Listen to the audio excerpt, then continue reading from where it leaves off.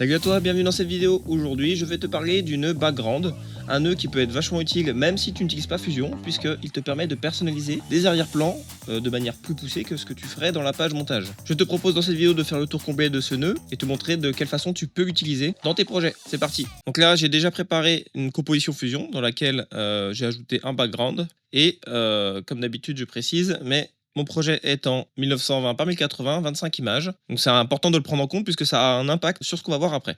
Alors le background, c'est ce nœud-là. Donc si vous n'avez pas le même affichage que moi, c'est normal. Faites un clic droit ici et vous pouvez cocher les mêmes choses ici et vous aurez le même type d'affichage. J'ai volontairement mis ça puisque lorsqu'on affiche un background, typiquement, on peut voir exactement son contenu.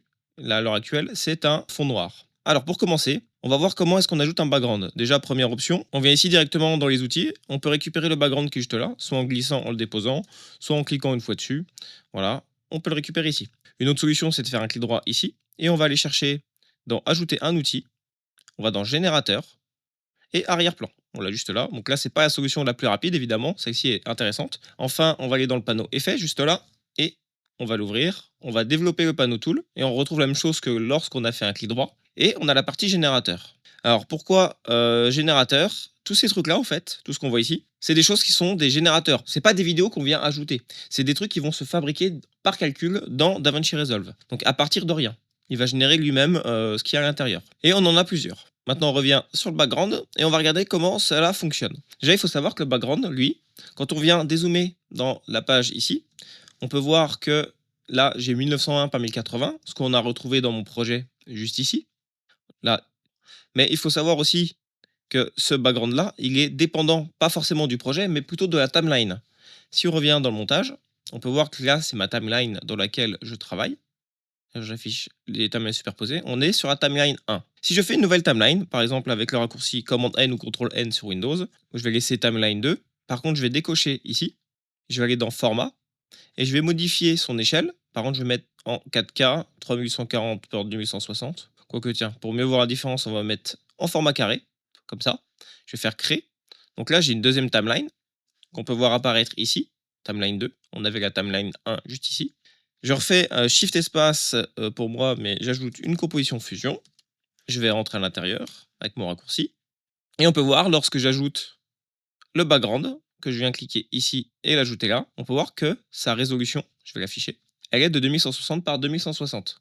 Cela contient la résolution du projet, en tout cas de la timeline. Et comment est-ce qu'on peut contrôler ça? Si on veut modifier la résolution de cet élément, il faut se rendre dans l'onglet inspecteur et on va venir voir dans cette partie-là, on va chercher la partie image. Donc ça, c'est commun à tous les nœuds d'ailleurs. Hein. Si vous avez par exemple, j'en ai déjà parlé dans d'autres vidéos, hein, comme la vidéo du texte plus, on peut voir qu'on retrouve également cette même option, ce même onglet dans l'inspecteur. Le rôle de cet onglet, là, ce sera de changer la résolution, en tout cas de contrôler la résolution du background, en tout cas du nœud sélectionné. Si on vient ici, on peut voir qu'on a 2160 par 2160 et on a un ratio en pixels. Là, on ne peut pas modifier. Quand je clique, ça ne bouge pas. Pourquoi? Parce qu'en fait, c'est résolution auto. Ce truc-là, c'est lui qui contrôle la résolution du background. Si on le décoche, on a le contrôle manuel et maintenant on peut voir là, je vais dézoomer un peu pour qu'on voit bien, je peux contrôler la résolution précise de mon background. Donc ça c'est intéressant lorsque vous allez vouloir faire des compositions, par exemple en ajoutant un image plane en 3D ou quand vous allez vouloir faire des déplacements après un transform. Que vous allez faire des zooms à l'intérieur, vous pouvez faire en fait une résolution plus grande pour pouvoir mettre des éléments et ensuite vous déplacer à l'intérieur en gardant une résolution adaptée à votre projet. Donc là, par exemple, des petites options qu'on peut utiliser au niveau de la résolution. Déjà, c'est de taper directement à la main en double-cliquant et écrire la résolution en pixels que l'on souhaite, ou glisser les curseurs. Si on veut être précis, par exemple, là, on appuie sur la touche Alt et on vient cliquer dans le petit carré ici. Ça permet d'avoir des incrémentations plus réduites. Et on peut aussi utiliser des fonctions mathématiques. Par exemple, si je veux que ça se divise par 2, bah, je peux faire diviser par 2 et je fais entrer et ça divise ma résolution par 2. Donc là, c'est intéressant. Dans le cas où vous voulez avoir une résolution précise. Par exemple, si je voudrais que la résolution de ce qu'il y a ici soit x2, eh bien, je viens ici, je fais étoile 2, et pareil pour la suivante, étoile 2, et voilà. Et là, j'ai une résolution qui est doublée. Ce qui est intéressant avec ça, c'est que ça veut dire, là, si vous avez des éléments collés dans le background, ici, à cette résolution, en x2, bah, vous pouvez vous permettre de mettre un transform derrière, qui lui zoome en x2. Ici, je vais écrire 2. On voit pas grand chose évidemment parce que je vais mettre un texte histoire qu'on voit quand même quelque chose. Voilà, je vais augmenter un peu la taille du texte.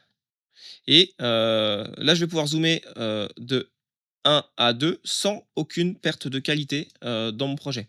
Donc ce qui me permet d'animer par exemple la position. Si j'ai plusieurs éléments dans la composition, bah, je peux me déplacer comme ça sans problème, sans perte de qualité. Donc ça peut être utilisé pour ça. Donc je viens quitter, on va retourner dans l'autre timeline, celle qui est dans 1920 par 1080, ici. On va voir maintenant comment fonctionne le reste. Donc on a vu la partie image, on va aller voir la partie couleur, juste ici. Donc comme tous les nœuds, comme j'ai présenté dans d'autres vidéos, on a toutes ces options-là, hein. Je peux réinitialiser le nœud ici, je peux le verrouiller, je peux le piner pour pas qu'il disparaisse, hein, pour qu'il reste affiché en permanence, même si je sélectionne d'autres nœuds. Ou je peux créer plusieurs versions du même nœud. Et là, on peut d'ailleurs choisir une couleur pour changer la couleur qui apparaît juste en bas ici. Cette partie-là également nous permet de choisir à partir de quel moment apparaît le background. Vous pouvez voir là qu'avant la 29e image, on ne le voit pas apparaître et il apparaît juste après. Donc ça, on peut le contrôler ici. On peut aussi le contrôler avec le panneau image clé juste là. On voit le background. Ce que je vais faire, je vais cocher ici ça. Et là, on peut contrôler également son début et sa fin en bougeant ici. Vous pouvez voir que là, ici, ce truc-là en le bougeant, ça fait bouger juste là la même valeur.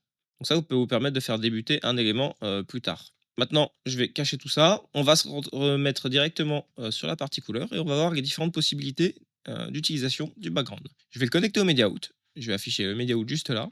Et on va aller voir. Déjà, la première chose qui est proposée, c'est une couleur unie. Ils appellent ça couleur remplie. Mais en fait, on peut choisir juste une seule couleur fixe, soit en glissant les différents curseurs là.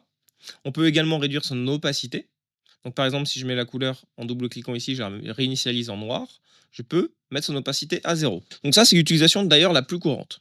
Pourquoi? Parce que par exemple, si je veux créer une composition où je place, par exemple, une vidéo comme celle-ci, juste là, cette vidéo-là d'ailleurs qui est en 3140 par 2160, je vais lui ajouter un transform juste là, je vais mettre sa taille à 0.5 pour la diviser par 2, je vais afficher ça, et là on peut voir qu'elle est dans la résolution de mon projet, ici, voilà.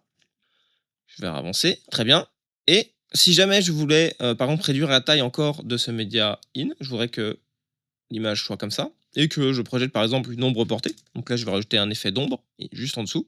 Là, on peut voir l'ombre juste derrière, là. Eh bien, ça me permet d'avoir un arrière-plan transparent et retrouver cette partie transparente au niveau du montage.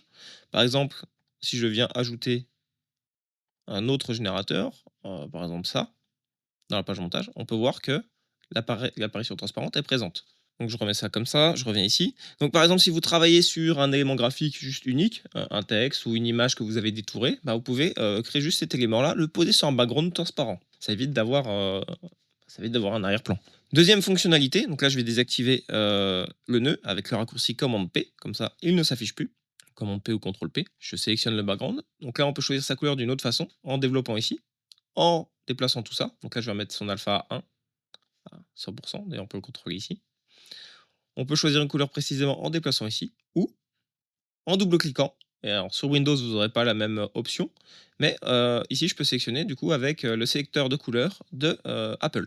Et je peux choisir une couleur. Ensuite, on a d'autres options. Et pour les sélectionner, on va aller dans Type et on va voir la liste déroulante juste ici. Je la déroule et là on voit couleur remplie, horizontale, verticale, 4 coins et dégradé.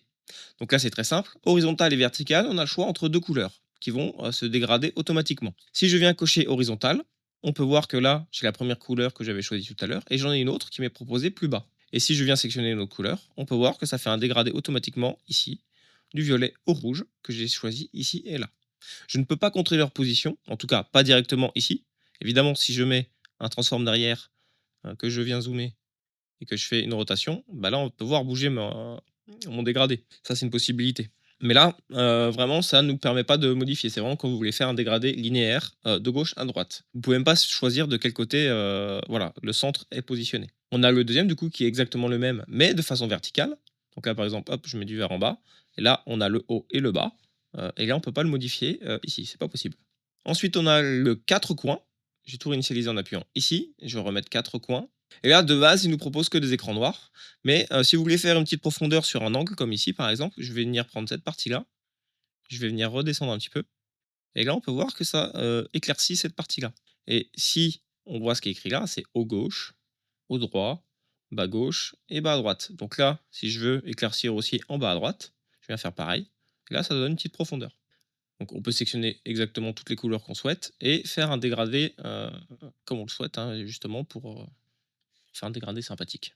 Ensuite, le dernier, le dégradé, celui qui permet le plus de contrôle, juste là. Donc, il propose plusieurs types de dégradés. C'est celui qui est le plus intéressant pour vraiment avoir le contrôle. Et lorsqu'on sélectionne le nœud, là, on peut voir que j'ai des contrôleurs qui apparaissent ici, avec des petits carrés. Ça me permet littéralement de manipuler le dégradé manuellement dans la fenêtre. Vous pouvez voir là, je déplace tout ça. En déplaçant ce point, tu peux remarquer juste là que ça bouge des options, ici début et fin. Si je bouge celui-ci, c'est le dégradé de fin, et si je bouge celui-ci, c'est le dégradé de début, juste là. Et on voit que ça change les valeurs. Donc c'est intéressant parce qu'on peut animer la position de ces points, précisément. D'ailleurs, on peut même connecter ces points à des trackers ou à d'autres choses. Si vous voulez réinitialiser, vous double-cliquez, ça le repositionne aux bons endroits. Mais vous pouvez contrôler précisément la position de ce dégradé en faisant une animation. Vous pouvez très bien l'animer comme ça, juste là. Décaler un peu. Je vais venir ici. Je vais décaler le dégradé. Et là, si je lance la lecture, on peut voir le dégradé se faire. Donc là, je double-clique pour initialiser. On peut choisir également les deux couleurs. Donc pour faire ça, vous voyez, là c'est noir à gauche et blanc à droite. Je viens sélectionner le petit triangle ici. En le sélectionnant, on voit que j'utilise l'option de gauche. Et là, je peux dérouler comme tout à l'heure, changer sa couleur. Et si je veux changer la couleur de droite, je viens sélectionner le petit triangle ici. Et je viens sélectionner et changer la couleur de droite. Si je veux encore avoir plus de contrôle, ajouter des incrémentations au milieu, je viens juste cliquer ici. Vous pouvez voir le petit plus apparaître sur ma souris. Et ça ajoute un dégradé. Et je peux faire passer par plusieurs couleurs. Et autant que je le souhaite, je peux changer tout ça, en mettre ici, là, là, etc. Et on peut faire un dégradé de notre choix. Ensuite, juste en bas, on a pas mal de petites options qui permettent de modifier le décalage sans avoir à déplacer les points ici précisément. On peut décaler les couleurs. Donc là, c'est comme si on décalait le centre de ce qu'on voit ici. On a plusieurs types d'interprétations. Donc ça dépend de votre façon de travailler. Si vous ne savez pas à quoi ça sert, vous n'avez pas besoin de le changer, ça ne vous sera pas utile. Donc ce décalage-là, il peut être impacté par les options qui sont en dessous. Par exemple, si je vais sur Repeat, là que je déplace, on peut voir que ça repart exactement au début au même endroit. Et si je mets ping-pong, juste là, il faut que j'arrive à sélectionner, il veut pas. Et là, ping-pong, eh bien, ça fait des allers-retours sur le dégradé. Et si on le veut, ça peut faire une animation. Par exemple, là, je mets un clé d'animation là, je viens ici, là, je vais mettre 100. Bon, je sais pas, ça va peut-être aller un peu vite. Et là, je lance la lecture et ça fait une animation qui va très vite. Donc 100, j'ai un peu abusé. Moi, je vais aller un peu moins vite quand même, je vais mettre 10 à la place. Hein. On peut voir que l'animation se reproduit de manière en ping-pong, donc répétée. Donc je vais réinitialiser le background à 0. Hop, ici.